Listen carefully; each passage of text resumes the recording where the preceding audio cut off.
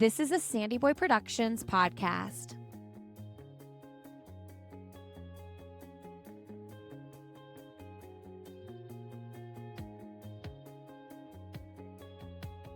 Welcome to Finish Lines and Milestones, a podcast for everyday runners. I'm your host, Allie Bretnacher, and if you run, you're a runner, and every runner has a story. Join me each week as I share these stories and we celebrate finish lines and milestones together. This week, I'm excited to bring on a new sponsor of the Finish Lines and Milestones podcast, Foot Levelers. Foot Levelers is the world's leading provider of handcrafted, custom orthotics. They've been around since 1952. That's over 70 years. If you're watching the video, these are mine. They are custom to your feet. So obviously as runners, it's super important to take care of your feet, and they are not one size fits all. So you actually get them designed from a scan or a mold of your feet so that you get support that is as unique as your stride. There is 3 arch support. So most inserts, perhaps ones you've tried in the past, only have support for 1 arch. Foot Levelers support all 3 arches of the foot, creating a stable foundation for your whole body. Now, speaking of whole body, there are whole body benefits. So proper alignment is going to reduce stress on your knees, hip, spine. Great for runners who are trying to prevent injuries, aren't we all? And everyone dealing with back pain from daily life. That is me in a nutshell. There are options for every type of shoe and lifestyle. So whether you're in the midst of marathon training or you're on your feet all day for work, Foot Levelers has orthotics that fit all kinds of shoes, not just running shoes. And they've been trusted by healthcare providers, again, for over 70 years, and they do that worldwide. If you are interested in getting a pair of Foot Levelers custom orthotics, you can go to footlevelers.com and find a provider near you. Thank you so much to Foot Levelers for supporting this podcast. And now, before I talk about this week's guest, I wanted to give quick shout outs to previous podcast guests who ran the Berlin Marathon last weekend, many of who are still over in Europe enjoying themselves, which makes me super jealous. We've got Curtis Hargrove, episode 96, Jason Knoll, episode 62, Alex Baker, episode 6, Nathan Partain, episode 82, Mike Bridges, episode 113, Amanda Looper, episode 110. Congrats to all of you, and hopefully I'm not forgetting anybody who's a previous guest and ran. Many other friends that I have on the internet ran as well, so congratulations to everybody. And congratulations to everybody who got into the Boston Marathon. Boston just announced their buffer for qualifying time, meaning that if you ran a qualifying time, you still had to run 4 minutes and 24 seconds faster than that qualifying time, because so many people qualified to run and so many people want to run Boston. So I'm really excited for everybody who qualified, but I'm also so sad because I feel like the goalpost keeps moving for me personally, because I have dreams of running Boston someday.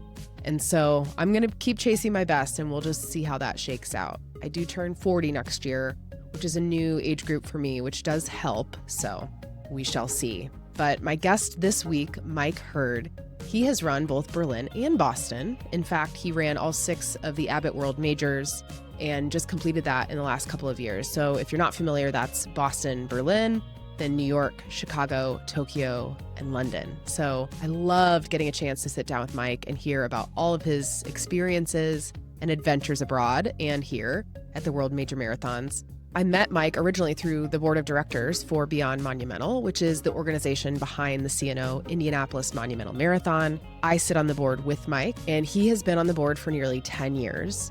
He is currently the president in waiting and will be president of our board starting in January of next year. But I was so happy to finally sit down and get to know Mike. So we talked about how he got into running, what it was like being in the Air Force. He had an Air Force scholarship to Purdue. So that whole experience living in D.C. and working at the Pentagon. We talked about how he met his wife, Cheryl, at Purdue on a blind date. Loved that story. And another Purdue tie-in is a singlet that Mike has that he wore in many of his marathons.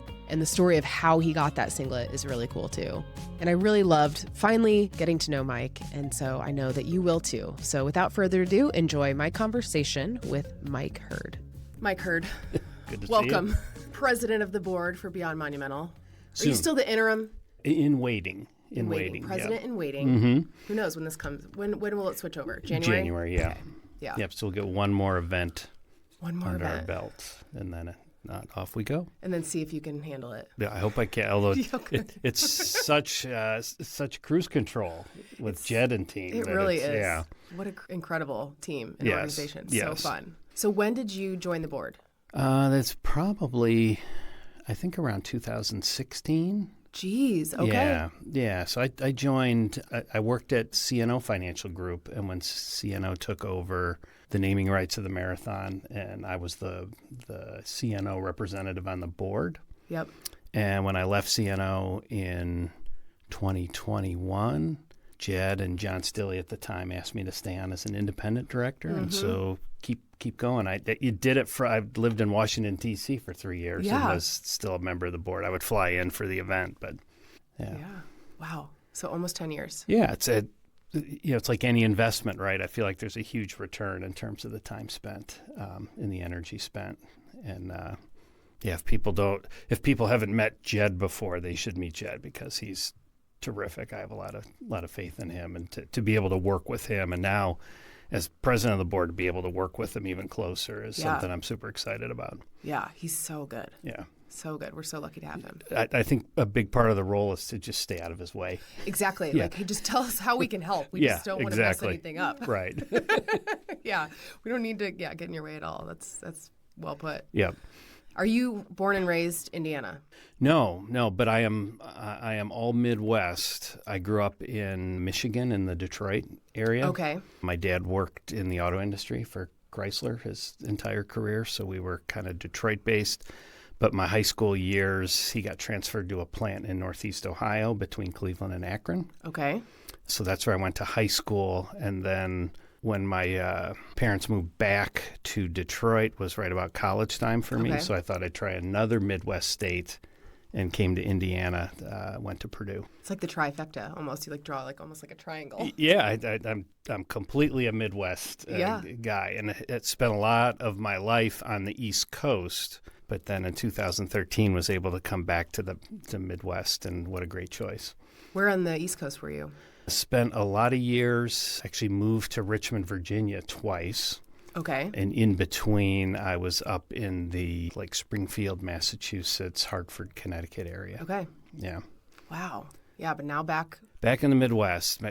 Just something always brings you back. Yep. Yeah. Yeah, it's hard to stay away. I can't manage to get away. I went to Ohio for college, and then now I'm back. Did you? Where college? Miami of Ohio. Oh, did you? Yeah. Mm-hmm. Yep. Good old Oxford. Yep. Yep. In the middle of nowhere in Ohio. Yeah. Lots of friends from high school that went there. Went down to Miami. And how did you find Purdue? I was. I certainly wanted to be an engineer. I knew that. Loved math. Loved science. And then I was 18, and I didn't want to go to Ohio State because I was close to home. I didn't want to go to Michigan because that's where my parents went. I was 18, got to do my own thing, and so chose Purdue. I was on a Air Force ROTC scholarship too, so I could kind of go where I wanted to go, which was a really neat position to be in when you're 18 years old. How do you get an Air Force scholarship? Yeah, it's a similar process to going to the academy without the congressional appointment. You apply, and I applied to all of to Army, Navy, and Air Force. Okay. And then just chose. I think I got an Army and an Air Force scholarship, and chose Air Force. You think back to this was the Reagan years and investment in tech and science and the Air Force. And so I said, well, this is where all the engineers seem to be going. So that's where I went. I'll do that. Yeah. So how does that work? Because you're not in the Air Force while you're at Purdue, or are you? Or right? No, that's a great question, and probably a lot of kids wonder too. How does that work? So you're part of a program. I'm sure it's changed over time, but your freshman and sophomore year, you take an hour class a semester, and then there's a lab where you put your uniform on and march and do all that kind of stuff and learn about customs and courtesies and all that kind of stuff. And then when you're an upperclassman, junior and senior, your junior year is a lot about leadership and management, and it's a regular 3-credit-hour course. And then your senior year is a lot of super interesting military history of aviation, and those kinds of things. And then when you're an upperclassman, you kind of lead the leadership lab for the freshmen and sophomore. So you do that as well. And you wear your uniform. I don't know if they do this anymore, but there used to be like a uniform day on campus where you would have to wear your uniform. You have to keep your hair cut and stay out of trouble and all that kind of stuff. But it's an interesting way to go if you don't want to go to an academy. Right, because that's what I picture the only way to go into the military. Right, yeah, because I mean, academy is like all in, right? Yeah, that's what you're doing. That's what you're job, doing. For your another great way to do it, though. Yeah. I served with plenty of people who went the academy route. There's a third route, officer training school, where you just go away to kind of a boot camp. I don't even know how long it is these days, 12 weeks or something, after college. Okay. And go to officer training school, and then you come out a second lieutenant. And so you don't have to do any of the stuff in college. Interesting. And you can do it. So those are the normal or the three main paved paths to become a military officer. So as part of your scholarship, it wasn't a requirement that you then after school went in. It was just that was part of yes. Oh, you did? Yes. Okay, If you accept the scholarship, they're then, like, hey, this is what you're going to do after you graduate. Yeah, I think at the time might have been, I think it was 4 years. I think I signed up for, you had to do 4 years of active duty. Active duty, okay. And you did. And so what did that look like? I did, yeah. Actually, active duty I did a little over 7 years. Wow. And then left active duty into the reserve and served another 13 years in the reserve. So I'm actually retired. Wow. Retired Air Force. Well, thank you for your service. Holy cow. It was a privilege. That's a lot of years. It was. And where'd you go? All over? It's kind of funny. We talked about the Midwest, right? So did you go to Illinois? Exactly. I joined the Air Force to see the world, and my first duty assignment was in Oscoda, Michigan, 3 hours north of home. You're like, woo! Where my parents are. Getting out. Yeah. That's so funny. And then my second assignment was in Dayton, Ohio. Oh my gosh, so I wasn't really seeing the world. My third active duty assignment actually served in Washington D.C. at the Pentagon, and that was that's cool. Super cool and interesting and stressful, and learn a lot of great lessons. Yeah, at the Pentagon. Yeah, the building as we call it. Yeah, the building. Yeah, that's funny. Yeah, that's a huge building. It is, and everyone. For the most part in D.C., you live out in the community, so you get to deal with the traffic and everything just like everybody else. Yeah. Yeah. You think you'd get like a special lane somewhere. No way. No, but it's funny. There's in D.C., there's the high occupancy vehicle lanes. You have to have 3 people. And I used to take the bus into the Pentagon. And the Pentagon is like a hub for transportation in D.C. because you can go to the Pentagon. There's a metro station there. There's tons of buses there. And so you can kind of get anywhere in the city from the Pentagon. And so the carpool thing worked that everyone came to the Pentagon. And I would stand out at the bus stop and somebody would pick me up because they would have 2 people in their car. They needed a third to get into the HOV lanes. That's and it was called slugging. So you were a slug if you were, basically just bumming a ride. Being used for the... Yeah, but everybody wins, right? You get a ride, they get there quicker. There was a whole set of unwritten rules. The driver initiates conversation, the driver picks the radio station, the driver picks the temperature of the car, that kind of stuff. But there was a mother and daughter who worked at U.S. Airways in Roslyn, Virginia, which is right near the Pentagon, right there in Arlington. Mm-hmm. And we went on a stretch of close to a year where they would pick me up, and I said, and they would even tell me when they'd be on vacation, and I would tell them when I'd be on vacation. I'm like, at what point does this become a carpool? Yeah, because right. we do this every day. Yeah. For a year, but it was just really neat, and you get to know people, and other times you just sit there quietly in the back seat, and when there's a place you go, the Pentagon, and they let you out, and then they get to go. They've made the hard part of the trip through Virginia to get there, and I just walk in the Pentagon, and they go their separate way. Do you know what happened to them? No idea. Isn't that crazy to think about? Like every single day. Yeah, I think when I left, I mean, there was kind of no clean breakup. It was just like I stopped showing up, and they're like, "Well, we got to find another slug." So, That is wild. Yeah, it's a really neat dynamic. Of course, I remember telling my mother about it. She's like horrified. You get in the car with Street, and I said, well, it kind of all just works. Yeah. And that process, does that still exist? Maybe. I would imagine so. I don't know how maybe the pandemic changed some of those dynamics too, and but when I moved back to D.C., I was suburb to suburb commuting, so I just wasn't in that scene. Right. But certainly the traffic was back.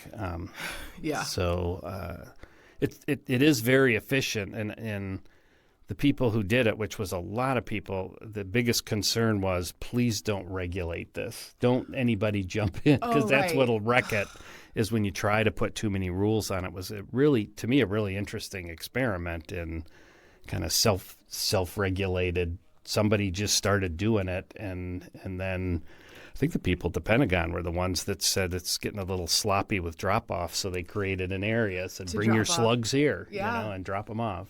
There you go. Same with getting home. I would go get in the bus line, and people who worked at the Pentagon would come to bus lines that go to their neighborhoods and say, I need two.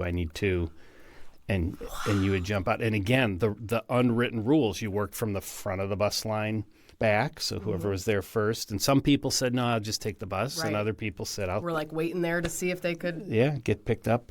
I think we called the people who picked up slugs, we called them scrapers. So the scrapers would pick up the slugs. Yeah. That's so funny. Yeah, it's kind of a weird part of life, right? Not something I would have thought that I would learn this morning. There you which go. Is so cool. We can shut it off because we got the most important thing. Yeah. Now everybody's learned something, perhaps. Or there's somebody listening who's like waiting in the bus line. Or That's right. Like That's right. In the back seat of a car in D.C., who knows. Yeah, I have a family that lives in Alexandria, Virginia. My husband's sister. So my sister and brother-in-law are out there, and our nieces and nephew. And I love going to visit them. But traffic... Yeah, nuts. Traffic kind of stinks. We were there a short time, just a couple years, but we made really good use of our time there because every weekend we were tourists. Yeah, we just did all the DC stuff while we were there. I'm sure it's so easy for people just to not because my kids are so young. We haven't done all of the stuff yet, and so it's kind of like, okay, I think we're at a point where now it's time to start doing some of that because it's easy to go and just hang with family, and we do stuff. Don't get me wrong, but not like all your typical DC stuff. Yeah. Two different brands, I guess. Some people would do the stuff, and other people, it's that mindset. We'll do it later. Right. And then all of a sudden they get orders and out they go to their next duty assignment. And they're like, wow, we were in the middle of all this cool stuff with our children and we never did it. Yeah. So my daughters were small at the time. And so we took them to all of that. See cherry blossoms and all the monuments and National Cathedral and Ford's Theater and Spy Museum. All kids want to go to the Spy Museum as well. So you got to do that. But it's also one of my favorite running towns. We used to there's a place at the Pentagon called the POAC. I don't know if that still exists, but it was the Pentagon Officers Athletic Club, which sounds very fancy. That's the gym. That's the gym. Okay. Yeah. That would be a cool shirt. Yeah, the POAC. And so at lunchtime we would change up, and then from the Pentagon you could run across Key Bridge right at the Lincoln Memorial, and then kind of go down to the Washington and back and get 5 miles. It's crazy to think about just being able to do that. Yeah, nice and flat, and so much to see. Yeah. And summers are tough in D.C. temperature-wise, but some of those fall and even winter runs were just super relaxing, especially because inside the building is so stressful. Right. Yeah. Are there windows in the Pentagon? Yeah. Mm-hmm. Okay. I don't know. I've never been inside of it. I've seen it. But that's about it. It's like five buildings. Okay, that makes sense. Like 5 Pentagons. And then what's in the middle? Is there a middle? Like a courtyard. Yeah. Okay. Okay. Yeah. Can civilians go to tour? No. Well, that makes sense because it's very secure. Yeah. You could do a tour, and there's even places inside the Pentagon that have their own security. There was a couple places that I went where I had a separate badge. Okay. So like have a uniform, but then on my uniform, you'd clip like a badge, And then I'd have one or two other badges for the other places to get into. So Yeah. like that you had to have certain clearances and need to know and that kind of stuff. It's like it's like kind of a vault inside of a building. Yeah. Crazy. Yeah. So, okay, let's go back to growing up. Yeah. Did you play sports? Did you have siblings too, by the way? Yeah, I have a younger brother. Okay. He's a couple of years younger than I am. And then I have a stepsister who's four years younger than I am. Okay. She's in Baltimore. My brother's in Dallas. My brother, for his job, travels all over the world. So I never know. He could be in Singapore or Finland or who knows where that guy is. Wow. But he's in Dallas. He's got a couple twin boys and a daughter, and then my sister has a son who just started college at Elon, I think this week. Where is that? North Carolina. Okay, that's right. Mm-hmm. And okay, so growing up, you had a younger brother. Mm-hmm. What age were you when you got a stepsister? Was she like your sister growing up, or when you were older? Yeah, pretty much. Yeah. I think she might have been 5, so I probably would have Okay. been. My brother was probably 7, and I was 9. All right, so you're truly the oldest kid growing up. Yep. Paved the way. Yeah. I'm the oldest too. The responsible one. Right. Yeah. I'm going to put air quotes on that for me. That's right. I showed them I'll what probably not to put do. it that you should meet my brother. I'm the responsible one. Okay. He has a super big job. He's done terrific in his life, and it's fun to follow his career. But he was the troublemaker, and I was always trying to get us out. Yep. So you were truly the rule follower, responsible. I don't understand why I didn't become a defense attorney, because I talked us out of a lot of jams, I think, with the parents. Yeah. So. Here you go. And did you guys play sports when you were younger? Mm-hmm. Yeah, I loved Little League baseball. Okay. And you still love baseball. Still love baseball.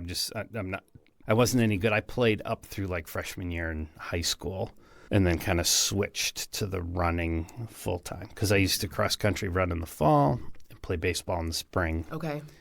And then the track and cross country coach in high school tugged at me and said, "Boy, we'd love to have you on the track team, but the baseball thing's getting." Yeah. And I looked at my batting average and said, "You're probably right. You're probably right. I'd probably be better at track." Switch. Yeah. Okay. And then did you run it all at Purdue? I did a lot with your scholarship and Purdue and engineering. Yeah, it was just staying in shape for the ROTC, because you had to do that stuff. And then I used to do a little bit of road racing, and man, those were the days, because you didn't have to train, right? Because you're 20. You're young. It doesn't matter. You're like 19 or 20, and you just get out of bed and say, "I'm going to do a 15K today," and you go and do it, and it'd be fine. And then you'd eat pizza and drink beer later. And But I didn't do anything competitive. Okay. And what did you run in track? Like what events? Were you more long distance then, because a cross country runner, or? It was interesting, because that's what I wanted to do, and I started out. There used to be a 2-mile race. You just get dizzy, going around the track. But then I started to run the 800 meters. Okay. And then part of what was holding me back in the 800 was speed, and so the coach used to have me run occasionally the 400 meters and the mile relay, or the 4x400 relay. So interestingly enough, I did a little bit of middle distance in high school, and then that was kind of the end of that. But I loved running the 800 in high school. Those are great memories. I was good at it from a strategic perspective. I wasn't particularly fast, but I was usually good at work in the field I was running in. So I'd win some races, but it wouldn't be with blazing fast speed, but it would be picking somebody off on that second lap. Yeah, that's fun. It's just the right time, and I just had a really good feel for it, and a lot of help from a really good track coach who would tell me you can't always, because it was like suburban Ohio, so all the schools knew each other, so people kind of knew your moves. So you had to. So he would teach me to switch it up and say, "You used to be an early goer. You should wait this next race, because they're gonna try to fight you, with 250 left. Why don't you wait till 70 left, and they'll be all confused." Yeah. So that used to be fun. That's fun. That's really cool. Did you ever go to like state or as a team or anything like that? Districts we did, and actually where I had the most success in the state was in the 4x400. And then we actually got disqualified. Oh no! In the district meet, trying to qualify for state on a bad handoff, and we got too cute. The coach wanted us to do like a blind handoff, like they do with like sprinters, where it's like go stick, and you put your hand out, and there's the baton if you do it right. And so we switched to that, and I think it was the third to fourth exchange happened out of the zone, and so you're just done. It's a bummer, and in retrospect, we thought too, it was going to make us so fast, and we should have stuck with what we had done the whole season that got us to that point. Yeah. So it's kind of a good life lesson. Mm-hmm. There you go. And at Purdue, did you join a fraternity? No. Can you if you're in? You can. And guys did it, and women joined sororities that were in ROTC, but it just took up between ROTC, engineering curriculum. I can't even imagine that. And getting enough nap time in. Mm-hmm. That kind of stuff just seemed like too much. Yeah. Yeah. So during college, you mentioned doing some road races. Mm-hmm. At what point did you run your first full marathon? Was it while you were in college at Purdue?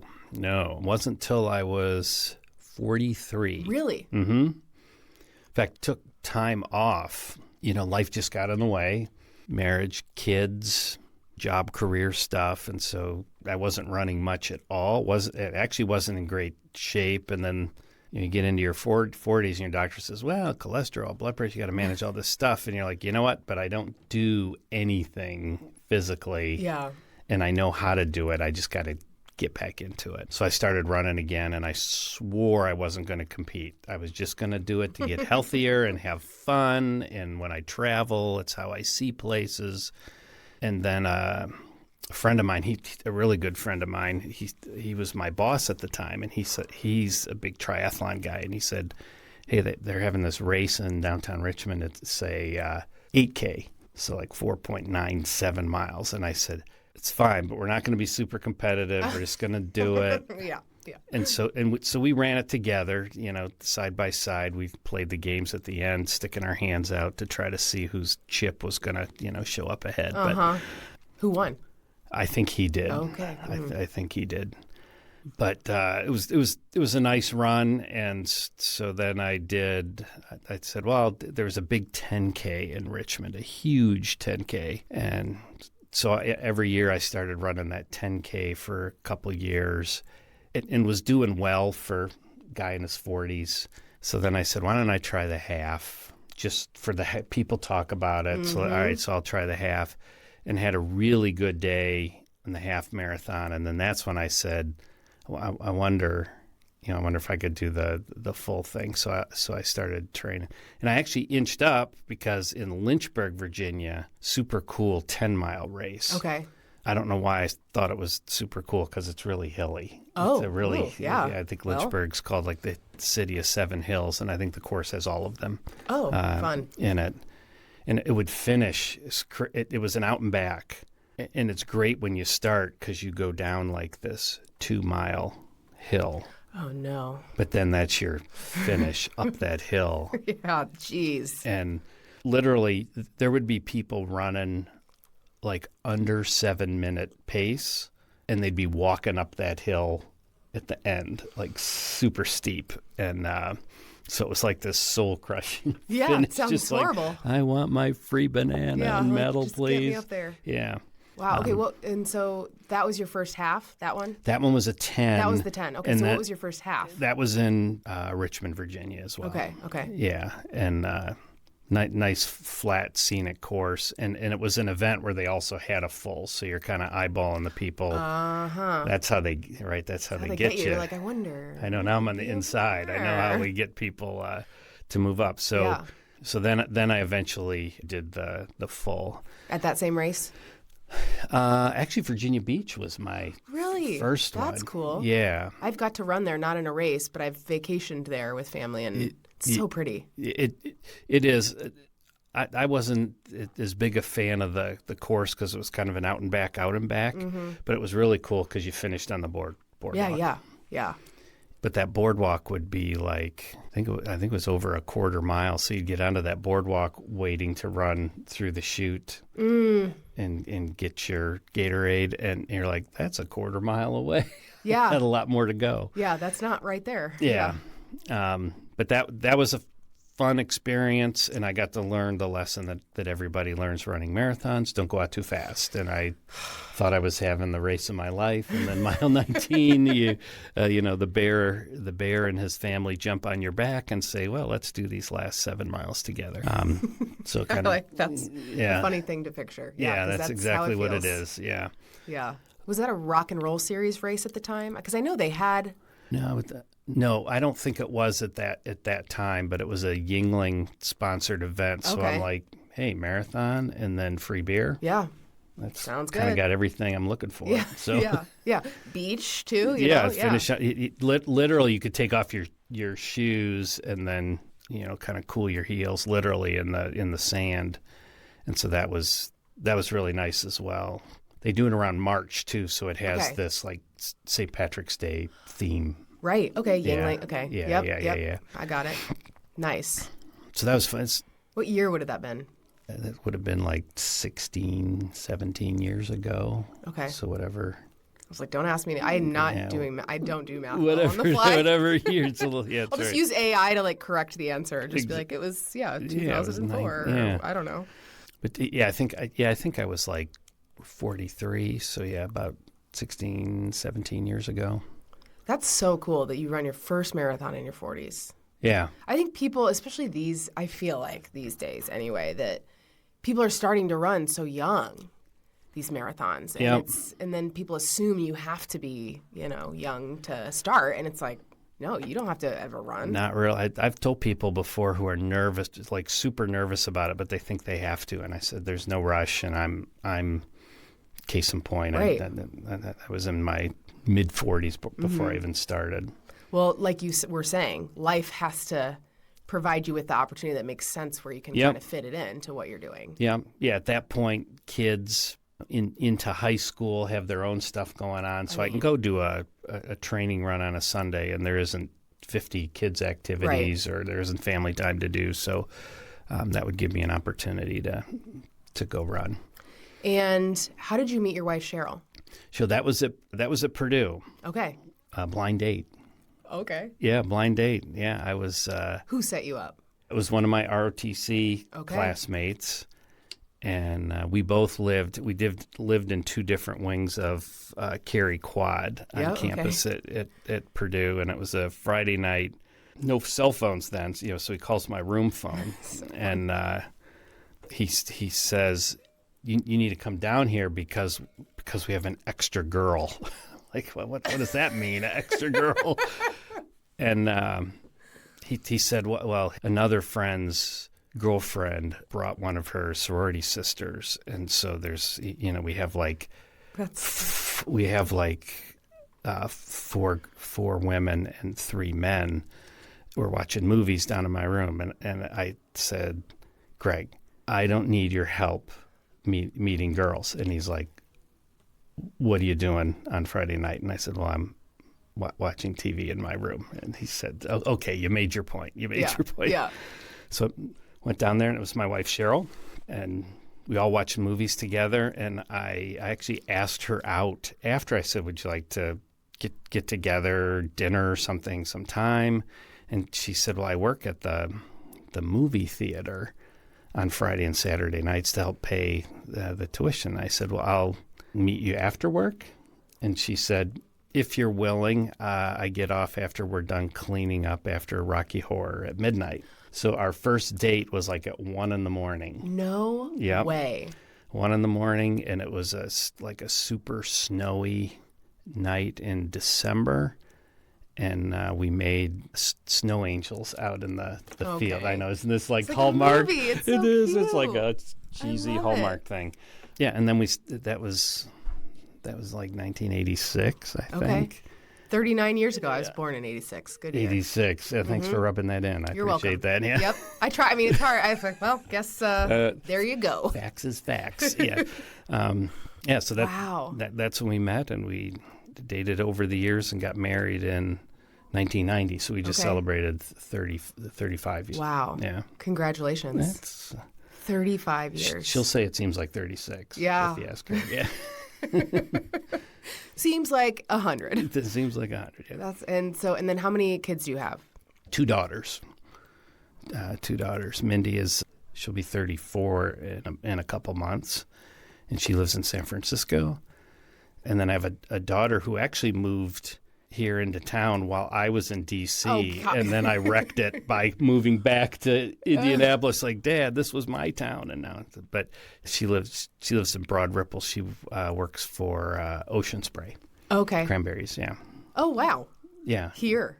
Yeah. She was in Boston, and when they went remote, she asked her boss. She said, "Nobody's ever in the office when I go in," and she said, "You can live wherever you want." So she moved back here. Cost of living. She went to Purdue as well, so she has friends in town. Yeah. So I think I got her kind of hooked on the Midwest There thing. you go. Yeah. Good move. Yeah. Well, yeah, cost of living you can't beat. I mean, thinking about East Coast versus here, and you're doing the same job. Yeah. She lived in East Boston, like walking distance from Logan Airport, and was paying a lot of money for not a lot of space, and now she has a great place, and you can walk to a bunch of stuff. She lives, I think she can throw a softball out to the Monon Trail. Yeah, so she's got all that. That's where it's at. Yeah. Yeah, we did our time in Broad Ripple. I lived there for, I don't know, like 6 or 7 years. It was so much fun, and then when we got pregnant, it was like, okay, time to move out of your bachelor pad. That's right. Yeah. So, yeah, great town. And I loved being so close to the Monon. Now it's like almost exactly 5 miles from my house. So I have run to the Monon from my house, but usually I'll drive over, park close, and then run from there. And where do you and Cheryl live now? What part of town? We're up in Noblesville. Okay. Kind of right off of Gray Road, so kind of right where Westfield and Noblesville come together. So where do you run over there? What is the name of that trail? It's an east-west version of Monon. Is it the nickel plate one? That's the only one I know, because otherwise, Noblesville. Now the name is escaping me. It's something Trace. I mean, there's an elementary school called Delaware Trace somewhere. Delaware Trace. So I'm like, that doesn't seem right. It'll come to me. Somebody's like listening to this, like, it's this. Yeah, like, I don't know. But you could it goes east-west and pretty much connects. I think it's eventually going to connect up downtown Noblesville to Westfield, but you can get to the Monon from it. The Monon's probably 4 miles. Okay. But it's the same concept and some good shade and it's not super crowded. Yeah, that's nice. Yeah, doesn't have as much like business on it as places on the Monon does. Like especially when you run through Carmel and there's places that you can stop. So it doesn't have as much of that, but I can get to ride my bike to Grand Junction Brewery. That's pretty nice. Yeah. So that's sometimes where I meet my daughter. Yeah, there you go. Call it exercise. Yeah. I mean, it counts. It counts. Then you hydrate and then you come home. And then you come home. Exactly. You're like, hobble home. Yeah. On the bike. Okay, so we're kind of going back and forth, which is fine. This is how it goes. Yeah. So, okay, back to you ran your first marathon at Virginia Beach. Mm-hmm. Were you then just hooked and now you start doing a ton, or how did the journey progress from there? I guess I think I was close enough time-wise where I said, wouldn't it be fun to run Boston? Mm-hmm. Do you remember how you found out about Boston? Like that And I think I followed all that growing up. Okay. And even the Jim Fix books and stuff when I was in high school. So I knew that was out there. But then, when it's something that somebody tells you can't do it unless you do this. And so I said, well, then I got to figure out how to do that so that I can run Boston. And so put together a training plan and ran the Richmond, Virginia full this time. That's where I ran my first half. I ran the full version this time. And how does that work? Was it kind of like Monumental where you're together for so long and split off? Yeah. Okay. Yeah, really similar. I got to be honest. I just had day of my life because I never duplicated that time again, but was able to run a Boston qualifying time.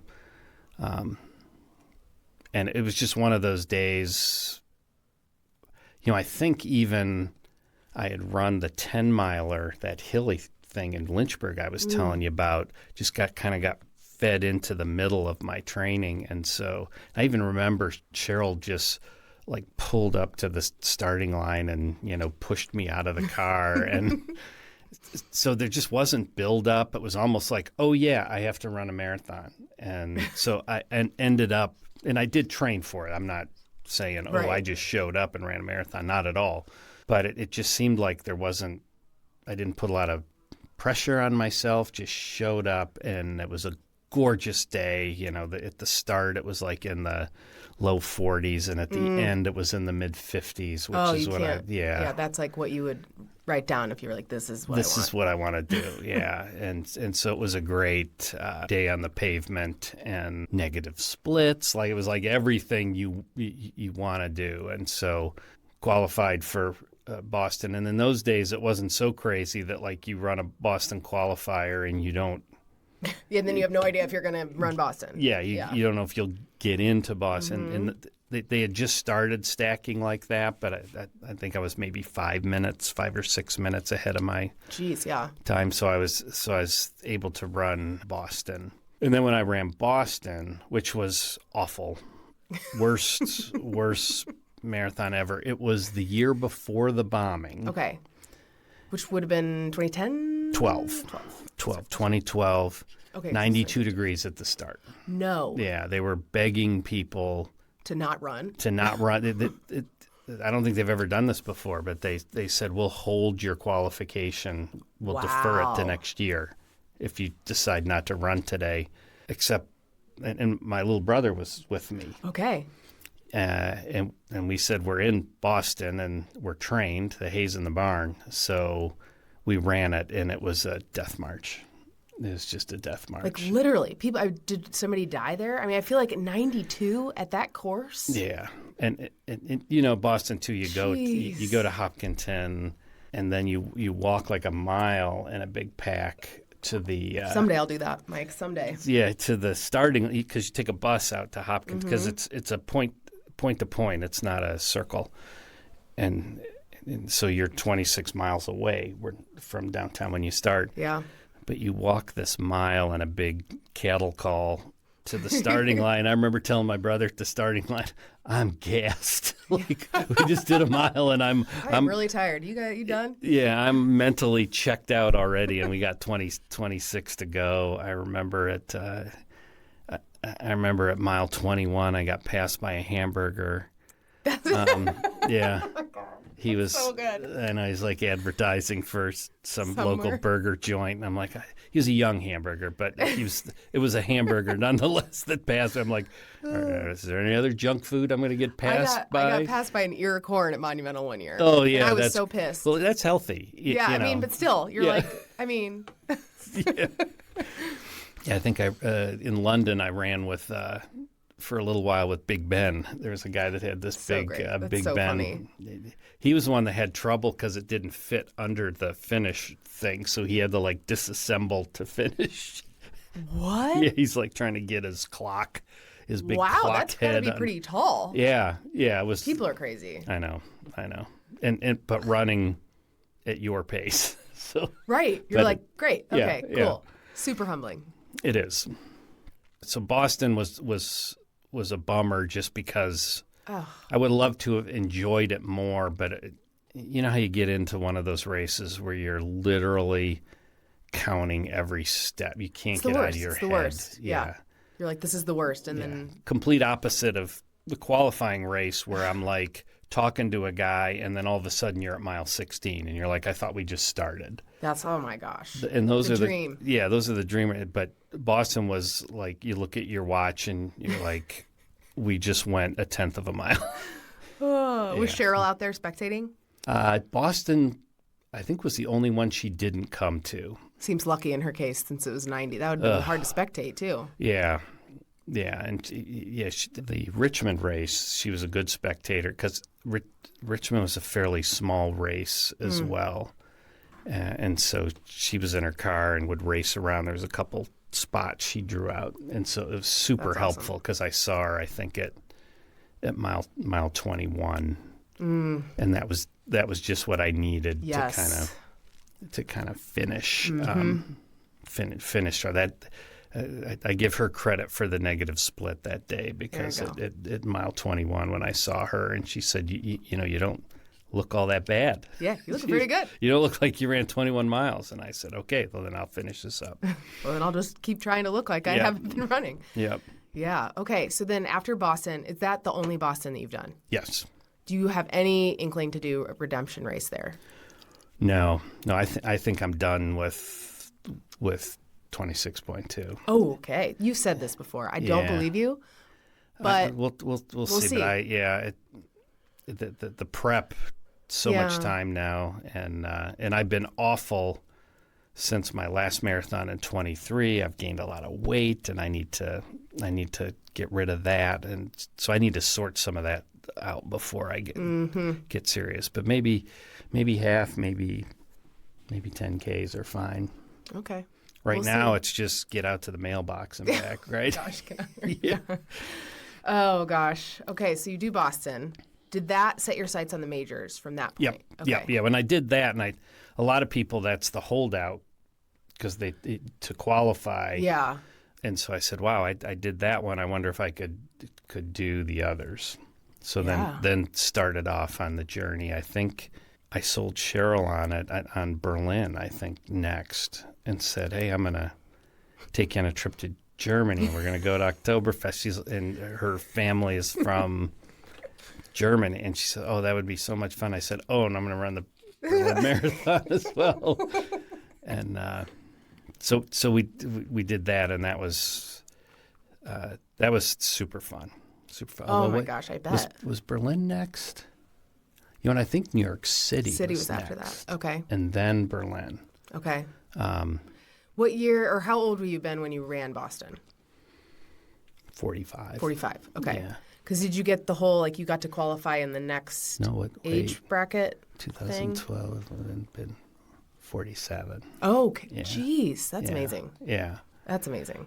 47 running in 92-degree heat on those hills, man. Yeah. It was, this little kid in Waltham, Mass, along the course, gave me a purple popsicle, which to this day is the most satisfying dessert food I've ever consumed. I can't remember the color.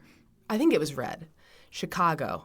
Don't remember which year it was, but it was hot. And I remember getting a popsicle somewhere, and I was like, I wanted to just hug that person. Like, this is the best popsicle I've ever had in my whole life. My brother was running with me, and he was making fun of me. He said, "You're holding that thing like a baby bottle. You know, you look so happy to have your little purple popsicle." Please tell me there's race photos of you with the popsicle. No, they never caught that on camera. That's too bad. The other thing that was super helpful at Boston. A quick break to talk to you about one of my favorite products I use, Previnex. Previnex provides clinically effective supplements that promote longevity, performance, and everyday health. Whether you're training for a 5K or chasing a marathon PR, you know how important your nutrition is for running. Fueling your body isn't just about carbs and protein, it's also about giving your gut and overall health what it needs to perform, recover, stay consistent. So that's why I've been using Previnex Gut and Greens Superfoods. It is a powerful blend of over 50 organic fruits, vegetables, plus prebiotics, probiotics, digestive enzymes, all in one scoop. I take it first thing every single day. And for runners, that means better digestion, less inflammation, and more natural energy, which I need desperately to power through training and also recover faster. I really love that they're actually local to Carmel, Indiana, where I'm from. I love that it's clean, high quality, formulated without fillers or junk, just has the nutrients that your body can actually use. So Think about it. When your gut health is strong, your immune system is stronger, your recovery is quicker, and you can put in the miles without constantly feeling run down. So if you would like to try Previnex, go to Previnex.com. That's Previnex.com. And you can use code ALLY15, ALLY 15, for 15% off of your first order. Thank you, Previnex, for supporting this podcast.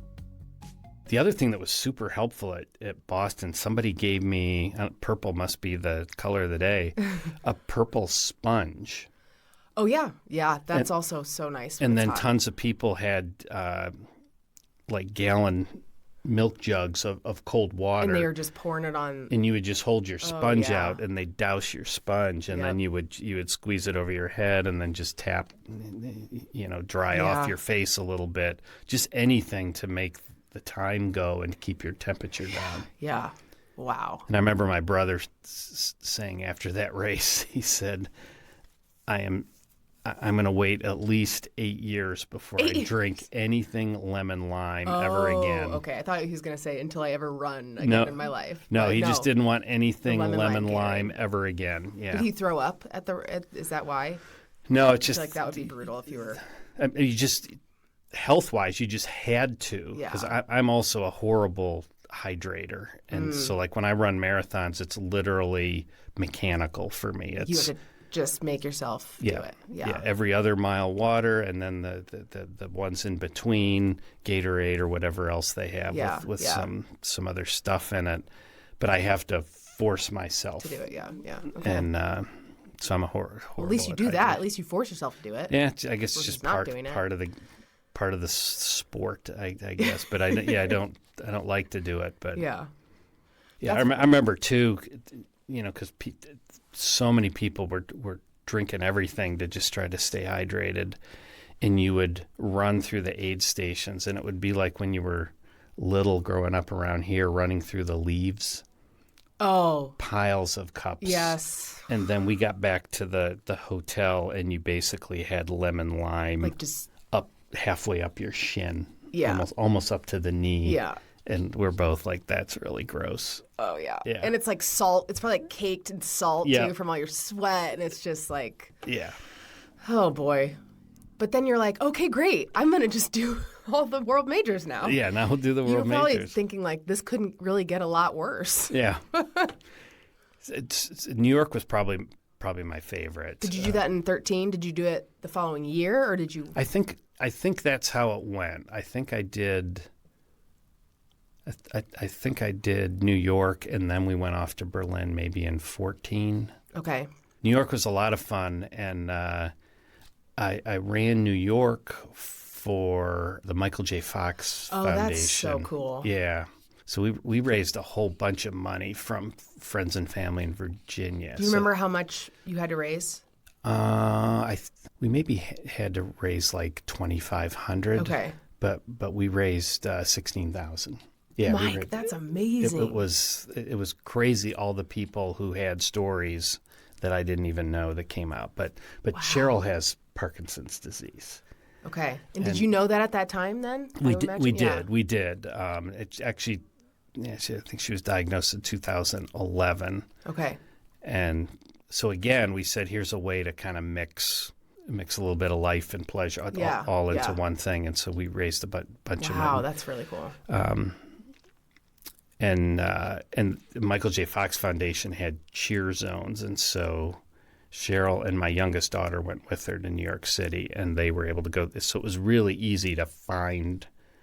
That's nice. Find her, because for people who don't know, New York is just like, I mean, it's insane. Yeah, they're like, and they still had the subway to get in between some of those stations, but it was cool to see them. And Michael J. Fox had the big flags and stuff with their colors, so it was real easy to run over to the side, and then my daughter would like push everybody out of the way so Cheryl could get to the front, give you a big kiss. Yep, you go. As we were going, I think I got to see her one final time before you go into Central Park to finish off. Yeah, so that was probably my favorite one too, because it's so big, and I feel like the spectators, the fans in New York, cheer for you like you're in the lead. It's almost deafening. Yeah, you're just Joe Runner just trying to get across the finish line, and they're cheering for you on First Ave like you're chasing a record or something. Yeah. And then you get on those bridges, and you could like hear a pin drop. All you hear is your feet. Yeah. Because it's like, or maybe finally you can hear your music if you're listening to music because, You're right, though. You hear the footfalls and the heavy breathing because there's no fans. And I can't remember which, was it Queensboro Bridge you come across? But when you come off the bridge, 16-mile marker, and then you go onto First Ave. I think that's right. And then it's like a rock concert. Yeah. And you can like hear it when you're coming in. When you're coming in, cool. and then everyone's screaming so loud, and you have to really hold yourself back because there you just want to go. But then the engineer in me says 26.2 minus 16. We still have over 10 miles to go. So it's like not even close. You're not even close. Yeah. So let's not get carried away yet. But yeah. That was a really cool race. Hard though at the end because you walk about a mile in Central Park after you finish. That's so hard. And then you're there with, the other 52,000 people that ran. And so like getting a cab or something to get back to your so I think we walked 3 miles back to the hotel. And they gave us these orange. It was kind of a drizzly, cool day. And they gave us these orange shawls kind of thing with a hood. And it looked like some kind of zombie movie with all these orange zombies. Yeah, that's crazy. Walking funny back to their hotels. Yeah. So. Yeah, I did it in 2018. I got to run New York. And I spectated the following year because a couple of girlfriends weren't able to run. And so I went back and spectated for them. And I actually ended up in the med tent at the end of New York. It wasn't anything crazy other than I just couldn't catch my breath and I was just spent. And then, so I was lucky at least that I got somewhat of a reprieve before then making the hike. I think it was starting to get dark even. And we're just walking aimlessly to try to get to a point where we could get a cab or get somewhere to like get an Uber or whatever it might be. Yeah, you got to get the heck out of Central Park to even have a chance. Yeah. And we just kept walking, then we finally just kept going. It was really neat. People in New York too, all shapes, sizes, walks of life as you're going back to your hotel and they see you got that cape on and they all say congratulations and stuff. So it's like, special. wow, police officers, street vendors, whatever, everybody's saying, hey, great job. I thought that was cool. Yeah. Did you take the ferry or the bus? Bus. That's what I did. Yeah. The ferry seems so cool. It'd be so cool to be on a boat and see Manhattan and all, but the bus was, I don't remember how I ended up on the bus. I think they just told you what you're going to do. I always warn people, that's a tough one logistically because you're there at like 6 a.m. and you run at like 10. Yeah. People ask if I would do I don't know that I would do it again because of that. Yep. Because it took me longer to get to the starting line than it took me to run. And I did it in 4.5 hours. So it's like, that's a long time to take to get to the start. Yeah, I mean, it's all day. I think in the starters area, I think I read three weeks worth of Sports Illustrated. I saved all my back when we used to get magazines, and I saved like 3 or 4 back issues of Sports Illustrated. So I'm not going to read these until I'm starters just sitting camp. in Staten Island. Yeah, I brought magazines as well, but I did not read them because it ended up I was with a couple of friends. We just ended up chatting and whatever. Oh, that's good. That was hard to be that one to be by myself. Yeah, I bet. Yeah. And then Berlin. So you roped Cheryl in with Oktoberfest. Mm-hmm. That's so funny. And so what was Berlin like for you? So this was the first time overseas. Yeah, okay. So it's actually good. It distracts you. You spend a lot of time multiplying by like 0.62. I can't even. Because there's a lot of, I think they have mileposts in there too, but you go through this big thing and you're like, hey, it's 25K. And you're like, did I just start or am I almost done? Like, where are we at here? Yeah. But that was a really neat race, flat, certainly flat. But to me, as somebody who served in the Air Force during the Cold War, was super interesting, the whole East Berlin, West Berlin thing. Okay. And there's even demarcations where the wall used to be. That's kind of cool. And just seeing the different architecture and the different vibe of, formerly East Berlin versus West Berlin neighborhoods. I just thought was super interesting. And then we flew down to Munich after and did the Oktoberfest thing. Yeah. And I was in better shape for the running than I was the drinking, I think. So, well, yeah. It just the size of those beers. I know, and everybody's just hey, and having a great time, and then all of a sudden you're like, what have I done? Yeah. Yeah. Wait, I can't walk. Yeah. Yeah. Plus, you're aching still a little bit So from sore. the 26 miles. So. Yeah, and you're probably still depleted and dehydrated, and so the beer like hits you fast. And, right. So it's but just the pretzels. Yes. Oh, just like. Yeah, we ate our way through that town for a couple days. So Yeah. that was really good to me. Probably the best mixture trip where running and other stuff. It wasn't just a race. Right. And yeah, Cheryl loved it. It's Still so fun. talks about it. That's great. That's win-win. Yeah. For sure. Yeah. And then which one came after Berlin? What do we got? Chicago, London, Tokyo? Yeah, I think we came. Yes, I think we came back to Chicago. Okay. Yep, and that one was a little bit easier because it's for us practically a home kind of thing. I mean, we stayed downtown. That was the first time though that I ran 4 weeks after Chicago. I ran Monumental. Oh boy. CNO asked me if I'd run Monumental, and there's some pictures of me that running with the CNO logo on, and so that was really interesting. Like, how do you train for that 4 weeks? Yeah. And I don't even remember what I did. I think I did like a double-digit long run and then retapered. Right. That's kind of what you do. Yeah. Maybe it was 1 week of a little bit of recovery runs, then a week with a long run, and then a 2-week taper, and you're right back at it again. Yeah. Did you use a coach at all throughout this time? No, I have a plan that works for me. Okay. And I kind of tweak it, and I'm really structured about it. So it's like on my work calendar. My runs are always colored purple. Must be the sponge and the popsicle. That's so funny. Yeah, and I treat them as meetings, and somehow I get it in my head, which I think is good, that they can be moved around life but not deleted. Yeah.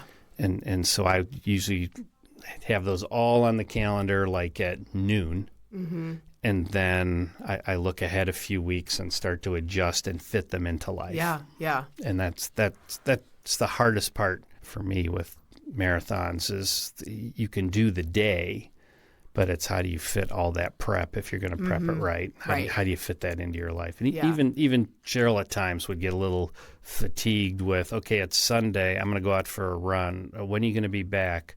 Oh, about 3 hours. And then I'm going to nap.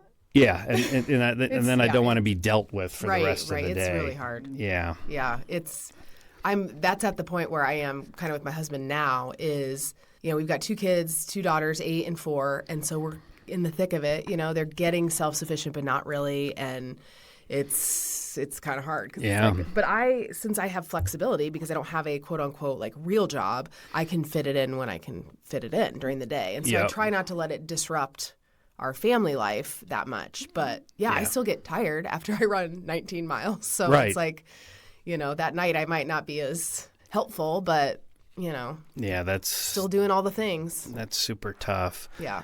Something for the last couple marathons I did, though, while Cheryl's balance was still pretty good, we kind of discovered that she can ride bike with me while I run. Oh, that's awesome. And then she also had liquid, Cliff Bars, that kind of stuff on board in her little basket or whatever.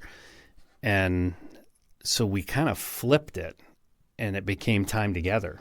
I like that so much. Yeah. Yeah. And because it was just all those long runs, and she's like, and if you do it on Saturday, you're kind of groggy on Sunday, and it's like wrecks the whole weekend. And but we kind of flipped it with her riding. Yes. Yeah. My husband and I trained for a marathon together when we were dating. It was actually Chicago, so back to Chicago. And that's how I knew he was a keeper, because he had never run more than 3 miles in his whole life. And I'm like, hey, I'm running Chicago Marathon this fall. Do you want to run it too? And Right. That was so fun. I miss the days where we would, do that together. But now when you have kids, you have to divide and conquer. And what are you going to do? Running's not really his thing anymore, because now it's like clearly mine.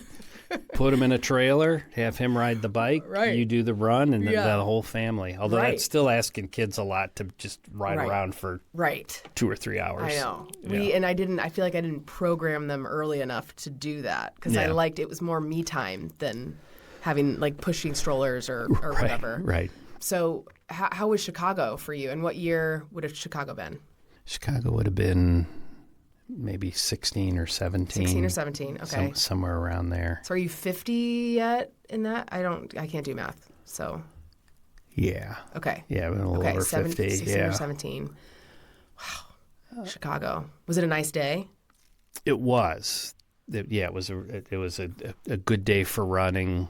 Yeah, and what I liked about Chicago, it was the 4-week follow with Monumental, and I think I ran those 2 races within about 30 seconds of each other. That's impressive. So I kind of had in that stretch of my running, I kind of had this time that I was comfortable with, that it was still fun, but it was also a bit of a challenge. Yeah. And so those 2 races, I kind of ran in that zone. Berlin was similar. Berlin was a little bit quicker. I think it was just pushing a little bit, and the flatter course. Okay. But Do you remember what was your time? those 2, it was like right around 3:45. Okay. And I just got in this mode of I can run 3:45 and not be wrecked for a month. That's amazing. That's Yeah. my PR. Just under 345. 3:40, yeah. So Berlin was a little bit quicker, but that 3:45 kind of became that's what I want to run at. Okay. Wow. That's impressive. Yeah. Then I was 16, after 17. those. Then I guess it was either 18 or 19 when we went to London. Okay. And how'd you get into London? Did you raise money? Did you do the lottery? No, a lot of the races I went through marathon tours. That's right. That's Yeah. right. I guess that's the Third Avenue. Yeah, and I'm not doing a commercial. I'm not a paid advertiser, but they do it. But if they'd like to sponsor this episode, That's right. send me somewhere. That'd be great. They do a super job. Not one. They take a lot of the logistical load off. A little bit Yeah. of the transportation, getting you to the expos to pick up your numbers. So they kind of take care of all that. But then they're just really good people. They're like we've made friends with the people we've traveled with, and then the staff at Marathon Tours are like friends too when you're there with them. That's awesome. They're just and they make it all about you, even though they're all very accomplished runners. Yeah. So I just have a ton of respect for those folks. Yeah. So if you can afford, it's not inexpensive. Right. But it's definitely worth it, and oftentimes they'll get you a bib as Right. well. They can't get Boston bibs, but for most of the other races they can get an you in. allotment. Yeah. It seems like when you're going after that, if you want to get it done within like a reasonable amount of time, Yeah. it seems like that has to be the way to go versus waiting on when am I ever going to get in the lottery, or raising money is no small feat. Right. So yeah. Yeah, because for me it was about 12 years to get it done. Yeah. Yeah. Okay. And so London, how was the experience there? I really want to do London too. Similar to New York, a very festive. That's what I've heard. Spectator group, just a lot of fun and people rooting for you, and it's similar to New York. It just seems to take over the city and be a kind of a party thing. Yeah. And then you had to wait till after COVID to get your last star. That was what was the story there? Yeah, that was a bummer because I was supposed to run Tokyo to finish up in 2020 and got an email 2 weeks before the race that said don't come. 2 weeks. 2 weeks. That's Yeah, taper time. I was in my taper. Oh. Literally in my taper, and got the email. I remember I was in Chicago at the time for work and got an email in the morning, and it said don't come. I think it was right around like Valentine's Day, and the race was like February 28th or something. Wow, yeah. So I got that email. It said, don't come, because I think that year they only did the elites. Okay, interesting. I don't remember. Yeah, so they ran the race, but I think you had to be invited, and basically it would be just the elites. I'm surprised they even snuck that in, frankly, in Japan. I mean, in Asia especially. Yeah. And, I didn't get my elite qualification. Just by a few minutes was off by like a few hours. A couple hours. Yeah. Yeah. That sucks so bad. So back to Berlin. Funny story, and I can't remember his name now. Anyway, Cheryl's older brother played football at Butler. Okay. And he got inducted into the Butler Athletic Hall of Fame, and the dinner for it was a couple days after we got back from Berlin. And so we went, and you got your sport jacket on and your hello, my name is. And they were also recognizing the men's cross country team from, was it 2004 maybe? Anyway, it was the year that Butler men's cross country finished like second in the country. Okay, wow. And so we go up to the buffet line, and we're right behind the cross country team, and all the guys are saying, gosh, Scott, like, I'm surprised you're here, because didn't you just run Berlin? And he said, oh, yeah, I was able to catch a flight. And so I was making... You're like, hello. Hi there. And I said, did you run? He said, yeah. And I said, I just got back too. I ran Berlin. And he said, well, how did you do? And I said, well, wasn't my fastest, wasn't my slowest, had a good time, went to Oktoberfest. And he's like, oh, great. And I said, how did you do? And he said, yeah, I did okay. I was pretty satisfied. So I get back to the table. I could see his name tag, and I still had the app, right? Yeah, so, of course. Yeah. So I go on the app and look up his name. He finished 10th. Son of a gun. I think I finished in the top 20,000. Yeah, I was gonna say top 10,000 would be still like. And whoa. I was kind of strutting around like top half, baby. Yeah. I finished like 20,000th, and he finished 10th. 10th. Yeah. And he's like, I did okay. I did. Okay, man. Yeah. I was impressed. He was so humble about it. He was very interested in my run, and here he finished 10th. Yeah, it was just so matter of fact for him. Yeah, right. Like, yeah, it was a good time. Now here I am having, free buffet. Right. Yeah. It's like there's people I've had on this podcast that win races, and it's funny catching up with guys like Mark Geyer is one of them that comes to mind, and it's like I'm chatting him up after Run 317. How was your race, Mark? And he's like, oh, it was really good. Yeah, I was able to win, and you're just like I was able to win, win first place, and it's just kind of funny how it's like, that's not the world I'm in, but it's awesome to that's so funny. What are the odds, too, that you, meet somebody else that, just ran Berlin? Just ran Berlin, right there. Yeah. Yeah. But I'll bet he's never been passed by a hamburger. I'm just saying. Maybe not. Yeah, probably not. Passed by a hamburger. Yeah. That, will haunt you forever. when that burger went by, it's like, oh, man. You're like, really, the fries are probably right behind them. Yeah, you're like, come on. It's like, could you at least be handing out cheeseburgers? Exactly. Then I would be, I don't know if I could eat one while running, but I would save it. It'd be better than the lemon lime we had all day. What do you like to fuel with? Will you eat, gels and stuff? I don't do the gels. I use the Cliff Blocks. Yeah, I like those. I've done that before. Yeah, so I usually take 2 sleeves of those in about every third or fourth mile. Sometimes you'll see pictures of me running, and it looks like I'm chewing tobacco because I kind of just work them in my cheek just for something to pass the time, and so I look kind of weird with a puffed cheek. Funny. And then I take Cliff Bars, and I slice them into strips. Interesting. And then put them into those little snack bags, plastic bags, and get those into my into the pair of those shorts that have like a belt, almost like a pocket. Yeah, like a long pocket. Yeah, I know what you're talking about. So I put those in as well, and then in some cases, if I know for sure I'm going to run into Cheryl, we'll swap out. I'll give her the empty bag. She gives me another set of Cliff Bars. Yeah. That's just awesome. To get some solid food. Right. Yeah, that makes sense. Yeah.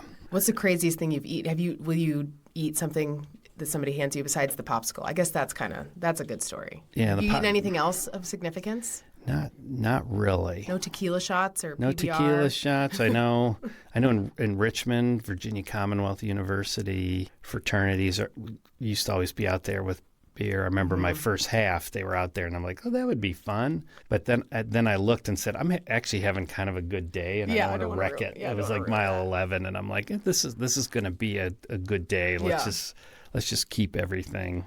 Again, I'm such a lousy hydrator, and so often half marathon or less, I might only drink once or twice. But I know that I have too much respect for the marathon distance, and so I literally, it's scheduled, and I do it even if I'm not thirsty. Yeah, that's smart.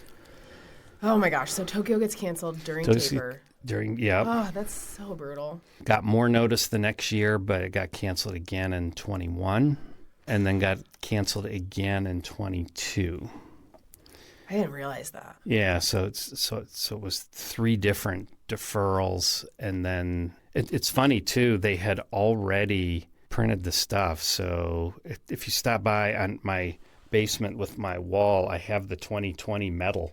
Whoa. For a race that I didn't run because they ordered 40,000 medals. They're like, well, you can have it because why we don't know what to do with them. Yeah, they boxed it. They sent me race program, That's kind of the nice. space blanket. They'd bought all that stuff, so they just boxed it up and sent it to people. Did you run a virtual marathon? No. Yeah, I mean, some people did that. I did a virtual half, and it was kind of fun actually because I did it around my friends' houses, like in Carmel, Zionsville. But after that, I was like, I don't want to do that again. I don't know how people did marathons during that time by themselves or. Yeah, we ended up working out because then Cheryl had some surgery, and so then there was just a lot to do after, and then I had to kind of re-get in shape for 2023, and now I'm a little heavier, and I'm 3 years older. That's so long. That's an eternity. Yeah, so I was 57, 58 when I ran Tokyo. And so that was considerably slower. But like Cheryl tells me, it's the same medal. Right. And you didn't get passed by Hamburger. Yeah, so that's a win. So the win all around. And that was a super interesting trip. Not my favorite course because they try to keep it efficient, and so there's a lot of out and backs. Yeah, I've seen. It was hard for me to actually try to track people in Tokyo because you kind of run 10K kind of from the government district into kind of the commercial part of the city, and then you go out and back, out and back, like a kind of a daisy. It makes like a flower. I don't know that I would really like that very much, but. Those switchbacks are demoralizing too because you see how many people are in front of you, and then you also have this false sense of so I'm just gonna up here and turn around. It's like no, it's 5K up there and turn around. Yeah. So you're just waiting. Like when do I get to turn around? Yeah, that's hard. Were there still like COVID type protocols in place? Tons. Yeah, I have to run with your phone.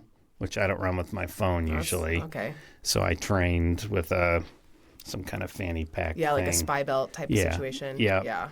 But you had to keep taking COVID tests. I think I had to take 3 COVID tests while I was in country to prove, and then you got like a green pass on your phone that you would show to get into the starters area.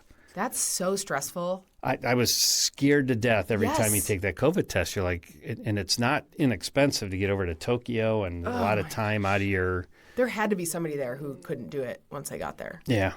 And that would be, after it getting canceled, 3 years, you train again, then you get there. You might not even have symptoms and you test positive. That would be just like the worst. Jeez. You also had to wear a mask in the starters area and then put on a mask, or they would give you a mask when you finished as well. Oh, woof. You're like, I'm trying to breathe. I know. Yeah, and you put the mask back on. But very well run. It was amazing. We stayed in a hotel right by the starting area, which is it's like the Metropolitan Center. It's like where the Tokyo city government is. Okay. A whole bunch of buildings and stuff, and that's the starters area. And so you start the race.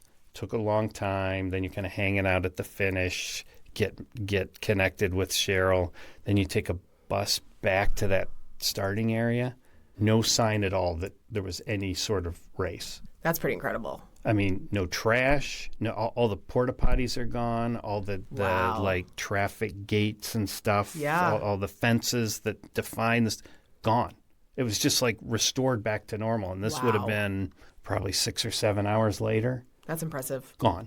Can you imagine being like the last person trying to run and there's people behind you just like cleaning up all the stuff? Right. It's like, let's get They're going, like literally buddy. moving the cones like as you're running by them or Yeah. whatever. Yeah. Wow. So That's great though. Super impressive. But the other stressful thing, even though I didn't think my times would have me in trouble for it, but they have the hard gates that you have to hit throughout the race. Oh. It isn't just like you have to finish in By this time. 7 Okay. hours or something.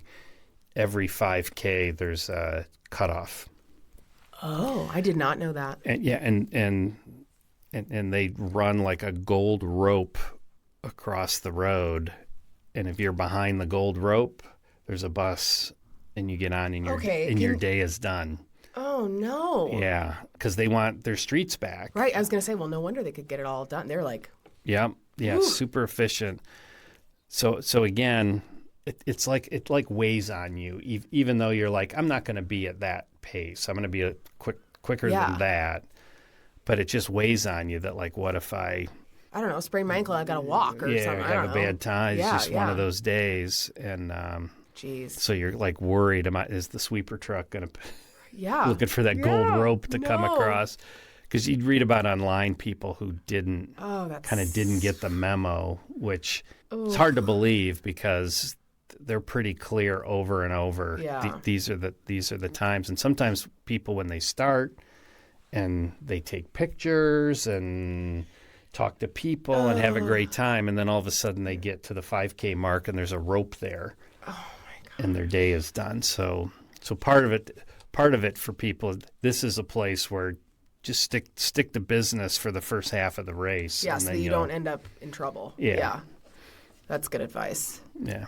And so then when you go and you're getting did you wear a special bib that said, it's my 6-star? Because they give you that, right? Yeah. That's cool. Yeah, it's super cool. And I think there was something for us to pin on the back as well. Okay. Yeah. And a lot of people Would say something. said Yeah. stuff That's cool. throughout the race that says you're getting your 6th one. And then when you cross the finish line, they see it and they grab you. The special medal. Do you need to stay on a certain side of the finish line to get? They know. They see it on your bib and they grab you and say you're over here. Okay. And they throw the Tokyo medal over you, and then they take you down. And there's the Abbott folks have a tent.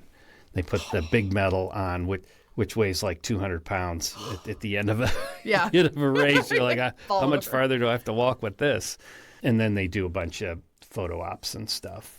I sent you one of them that was in the finish shoot. That's so cool. Yeah, and you wore your Purdue singlet. I was sporting my Purdue singlet. Did you get any boiler ups throughout? There had to see somebody else that knew. I may have. I remember it. It was crazy because I think I sported the Purdue singlet in Berlin, and in the first 400 meters, somebody from the side yelled "boiler up," and I'm like, seriously? You're like, whoa, that's so great. cool. Yeah. Yeah. Certainly up in Chicago, it was Right. all day Yeah. long. Yeah. And that was Yeah. kind of neat. Did you wear that for every one? Couple of them I wore the CNO colors. Okay. They made me some CNOs for the Monumental, and they were just really comfortable. So That's nice. I stuck with them.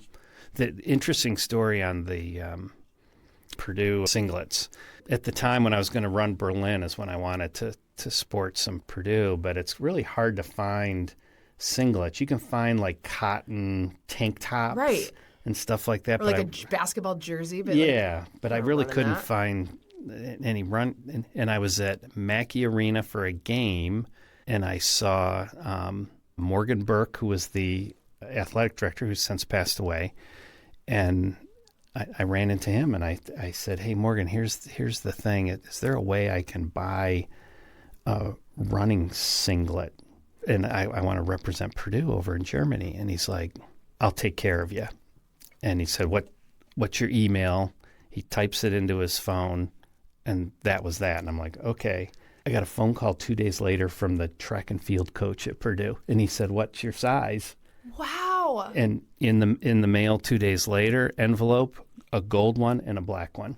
Cool. Yeah. That's a great story. Yeah. So that Morgan Burke, the former athletic director, who was a really nice, really great guy. Can you buy them now? Like, that seems like something that they should have. I think now you can get, I thought. With all the running stuff, my right. goodness, I thought locally I bought some, but these were like the track uniforms. That's really cool. That's even more special. Yeah, which was really cool. Well, it's like you can buy a basketball jersey, right? So, like, why couldn't you buy even like a legit track and field one? Track and field one, yeah. And I remember I sent him an email after I said, "Gosh, I'm so appreciative." And they didn't even ask for any money. He just said, "Just send it to you." Because I told him I'm willing to buy whatever if you could just point me in the right direction. But he sent them to me, so I sent him a thank you email, and I just got a 2-word email back from it. Just said, "Run fast." So. That's pretty cool. Yeah, it just said run fast, Morgan Burke. I like that a lot. You're like, okay, I'll try. That's fun.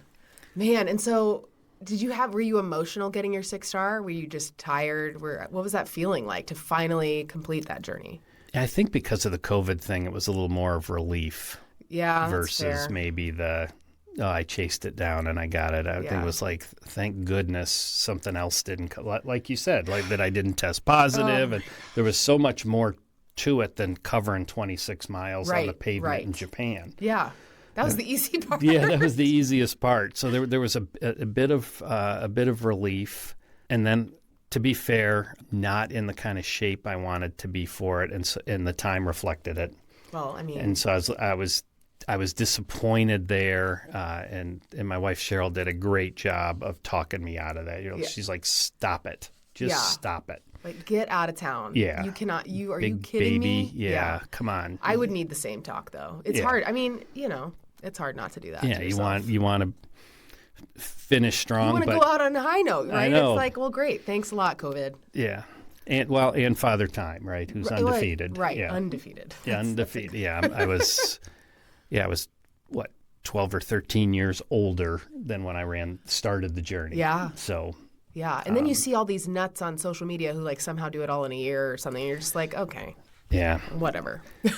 I mean, we talked about this. It's fitting it into life. It's different than an elite runner where this is your job. But if you're working a full-time job career and then having to fit this in, and then the logistics of getting into races and making the arrangements and getting time off of work just for the trip, and then saying, okay, now I got to squeeze 16 weeks of intense training into it. So being on the board, almost 10 years. It'll be 10 years next year you've been on the board. Mm-hmm. And then you'll be the president. And what made you join? It was just like you worked at CNO and they're like, you love running. Like, do this. Yeah, we had at CNO, we had a pretty good kind of runners community. That's fun. And so I tried to play a role there of getting people to come out for the race to either compete, volunteer, do those kinds of things. Mm-hmm. And then there's a group of us that used to run at lunchtime because we had a nice gym over there with showers. So and then we were like a mile from the Monon, and so when they asked, I think it was Eric Johnson at the time who was the original member of the board representing CNO, and he asked me if I would do it, and I was like, yeah, like for sure, amazing. So got involved there, and then when we departed for Washington D.C., Cheryl and I, that's when John and Jed asked if I would consider staying on as an independent director, and so I joined all those meetings. We were all virtual meetings anyway. Right. So I hadn't met you for like years into being on the board. Right. Yeah. Does he exist? Yeah. Is he real? He an avatar? Yeah. Who knows? He's AI. And then it worked out great when we decided to come back to Central Indiana, and so then I could be a little more hands-on involved and come to some of the smaller events, the kids, the mile, that kind of stuff. Yeah. And for people who don't know what CNO is, insurance, and that's did you spend pretty much your entire career after the Air Force in insurance. Yeah, and that's kind of a weird one, right? Because I studied engineering in college, and then I was a civil engineer in the Air Force, and so the next logical step is insurance, right? That Exactly. It doesn't make any sense. Makes no sense. It makes no sense. But when I was leaving active duty at the time, General Electric was hiring officers coming out of the military, and they were doing the Six Sigma program, the process improvement thing. So they hired me. GE Capital at the time is where they put me, and they sent me to Richmond, Virginia, where they had just purchased Life of Virginia Insurance Company and First Colony Insurance Company in Lynchburg, Virginia. And so I just figured, you know what, this is my way in. I'll do this, and then I'll go make washing machines or light bulbs or clock radios or whatever medical equipment, do the engineering thing later, but this is kind of my foot in the door. And then I was there doing insurance for 16 years. You kind of wake up one morning and say, I think I'm in insurance now, pretty much. 16 years. Yeah. Huh, this is what I do. Yeah. How did this happen? But yeah, I did Six Sigma for a while, and then... and you don't just have the black belt. What's the one called? Actually, a master black belt. That's right. Funny story in Richmond, Virginia. So my girls were little at the time, and there were these two twin boys that lived in the neighborhood that they used to terrorize with their big wheels. The four of them would be all over the neighborhood. Well, you know how sometimes, parents can get curious and they kind of use their kids to find things out about the neighbors. So, well, I would never do that. Yeah. So these little boys are asking my daughters, what does your dad do? Oh, I see where this is going. Yeah. And they said, oh, he's a master black belt. And they said, no. But like for a job, like, what does he do? And they're like, his job is master black belt. So those folks never gave me any trouble. That they're is like, amazing. He's like this, some kind of sensei or something, master black belt. He's like in the CIA or like something. Yeah, so they never gave me any trouble, never parked their cars in front of my house. So that is the best. Yeah. That's the best. I love that. Yeah. Wow. Oh my gosh. But yeah, so insurance administration and technology, so like customer service and claims and billing, and that's kind of stuff I've done pretty much my whole career. I love the nerdy stuff. Yeah, and like we could talk about AI for the next 90 minutes and insurance and all the things. Yeah. Yeah. And then I'm going to save this because it's part of the end of the podcast questions. So I'm going to ask you the end of the podcast questions now because you're now late for me. People are waiting for you, Mike. No, I told them I would be You're like, late. I'm going to be late. Yeah. So what is your favorite running song and or mantra? I don't really have a mantra. Run fast. I liked that. I was like, I would see I know that. more. Yeah, we need to quote Morgan Burke. Run fast, which I actually admired the simplicity of the message. Right. Exactly. And people told me Morgan was a champion of the short email. He was not a wordy. Great. Like I don't need to be like, hey, hope you're having a great day. Yeah. It's like, just tell me. Run fast. Morgan. It might have even been MB. I think it was just signed MB. But my go-to song is also my walk-up song anytime I'm giving a presentation, but is Lose Yourself, Eminem. I love that. You walk up to that. Yeah. And then if I need pace, Mr. Blue Sky from ELO, if you've ever heard that. I would have to. It's like super heavy beat. And that somewhere shows up in the mix in my headphones at an appropriate time, and it just keeps you on pace. But Lose Yourself is the one. That's a good one. That I can even kind of, instead of a mantra, that kind of plays in my head when I'm struggling. Yep, that's a good one.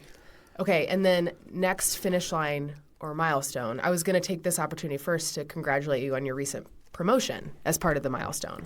But you're no longer at CNO, you're at Davies, correct? Yep, a firm called Davies Group. We do a lot of that insurance administration for insurance companies. Gotcha. So we're like an outsourcer, if you will. Yeah. Yeah, and you just got promoted. Congrats. Yeah. It's exciting. I was doing things for the life and health business, and they've asked me to do that for North America. Cool. So, congrats. Yeah. And then finish line. Are you signed up for anything right now? I'm not. I mean, now you got a big job. So I'm it's just like- I'm just trying to work on a plan right now, to be honest, to get back into it.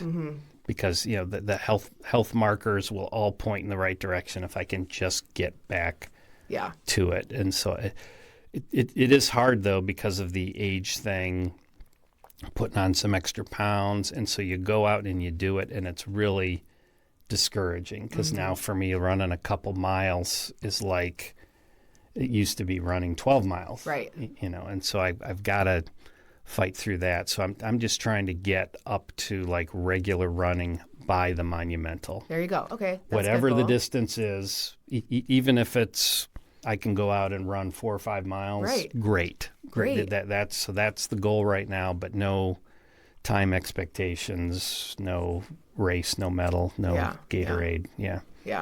And the next milestone for Monumental, it's going to be September, October. So we have the Beyond Monumental Kids Movement, Kids. 5K, September 20th.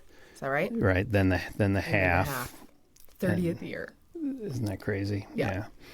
And then Monumental Marathon, which is, and that's been to me one of the gifts, I think, of me not being in good like race condition, is the chance to volunteer. Yes.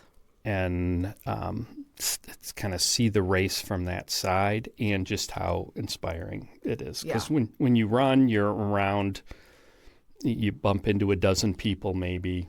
Yeah. And then you finish and you get out of there and you rehabilitate. But at the finish line, you see almost everybody come across that line, and everybody's got a story. Yeah.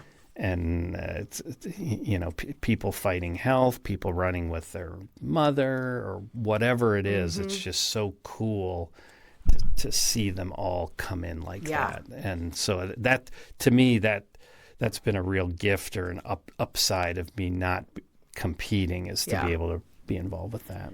Yeah, this year, Mike, I was like, okay, this year I'm running the Marine Corps on October 26th. So I was like, I'm going to just volunteer. I'll just volunteer. And then we launched the Legacy program, and I was like, oh, I need my medallion. I know. It's so like, now I'm running the half with Ashley Haynes. Yeah, is there a prize? Right. So, yeah. So because it's true. Like, I run every year. I love our events. And so, but then it's like, okay, you can take a year off and just dedicate the time to volunteering. Yeah. Which I will, I promise, at some point. But Ashley won't. I don't think so. She's probably running right now. Probably. Yeah. She literally is. Yeah. For sure. Well, thank you so much for doing this, Mike. It was a blast. Thanks for having me. Of course. And thanks to everybody who listened. Thanks to everybody who listened. And happy running. Thank you. Yay. Yay. If you enjoyed this episode of Finish Lines and Milestones from Sandy Boy Productions, please share with a friend, rate on iTunes, on Spotify, and review. It means a lot. Also, if you have not signed up for the 30th running of the Indy Half and you are local to this area, wait no longer. Go to beyondmonumental.org to register today. It's going to be a blast. And I am hosting a Taylor Swift-themed Shake It Off, Shakeout run on October 3rd, the day before, because that's the day her 12th studio album comes out. And I just had to do it. So if you're local, join me there too. And then in November for the Monumental Marathon, big things coming. I can't wait to tell you about an event that we're going to have to celebrate the Monumental Marathon. So the day of the race, a live podcast event with Lindsay Hine at the Bottleworks Hotel. Super excited to tell you who's going to be joining us for that. And you'll have to just wait to find out. But thanks again for listening, and I'll see you next week. Bye.